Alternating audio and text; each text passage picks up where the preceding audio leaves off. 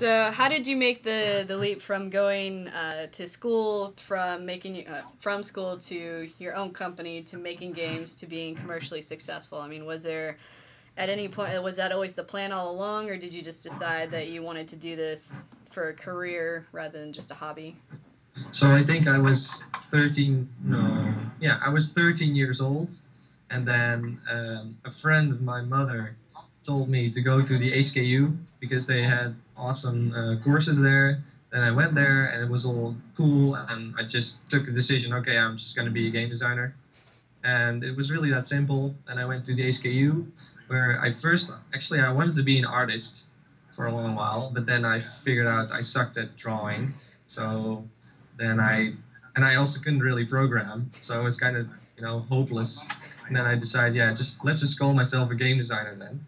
Um, so what was the question again? And then you teamed up with Boyan, and then you moved on from Yeah. school. So at the HKU, you just get a lot of projects. I think my third and fourth year projects were most interesting. The first one was the one I created a rehabilitation game, Vogels in, which did extremely well. I think that was one of the first like real game projects I had done. Um, and like the people I worked with then, they taught me a lot about people management. They taught me a lot about being a game designer, my roles, or actually the roles of everyone inside a game development. Then after that, I worked together with Boyan for the first time, and yeah, we made this Microsoft Surface game. And yeah, did Microsoft ask you to make it, or was that just a project for the school?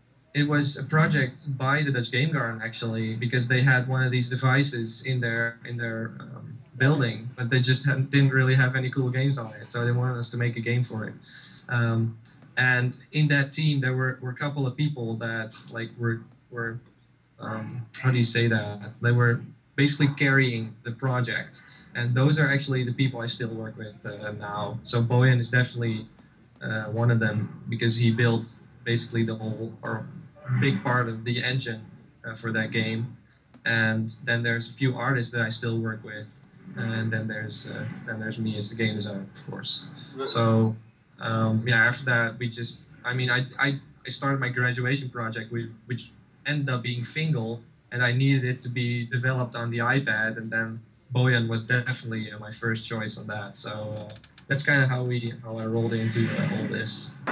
For monetization of your game, like selling and publishing the games that you make, when did you start in your career to really like push that and to try and actually make money from doing what you like? So I think with Fingal, that was definitely our first commercial product, and I think a few months before we, like when it was almost done, when we submitted it for the first time to Apple, I think that was like the moment we started realizing, okay, we have to think about how the hell are we going to make money on games as well. And yeah, I wouldn't necessarily say I didn't think about it before that. It's just that it just became more prominent in our game design. But then again, now I have to also step back from that to be the creative part of the company and not to think about making money all the time. So it's kind of a difficult task I'm fed up with. Well, right now you're at a convention, so you do the marketing, you do a lot of interviews, you seem to be working a lot to promote your games. Do you consider it like a necessary evil, or is it actually something that you've come to enjoy over time? That's a good question. I must say I think I've enjoyed it all the time. Of course, there are some things that are just necessary evil, like going to San Francisco and all these terrible things that you just don't like to do. I'm kidding, of course. But I think they're all very necessary. I mean, I'm at the conference by Apple here, and I've spoken to most of the people I've ever emailed with at Apple, and because I'm making a relationship with them, if I make my next game, they will probably pick it up and say, look, that guy, I met him, and he makes these awesome games, and maybe we should feature them on the App Store, and that's the point where I make a lot of money.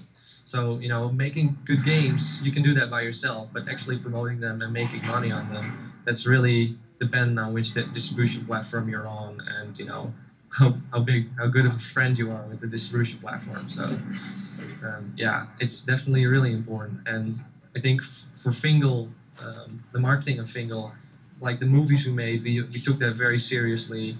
Um, it's definitely a really, really big part of making games, selling them. So press is serious work.